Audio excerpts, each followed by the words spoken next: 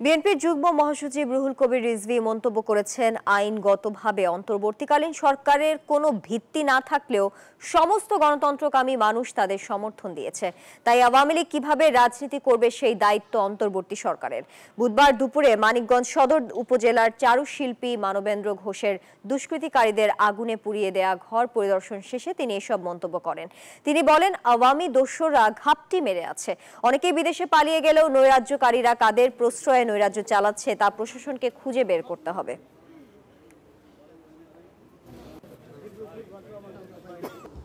তার সকল শ্রম দিয়ে তৈরি করা তার শিল্পকর্ম, সেই শিল্পকর্মকে ধ্বংস করেছে। কারণ ওরা লুটেরা, ওরা দেশের টাকা পাচার করে।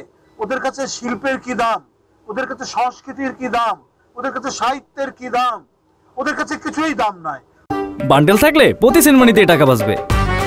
বিকাশ সেনমানি বান্ডেল কিনে জিতুন প্রতি লেনদেনে।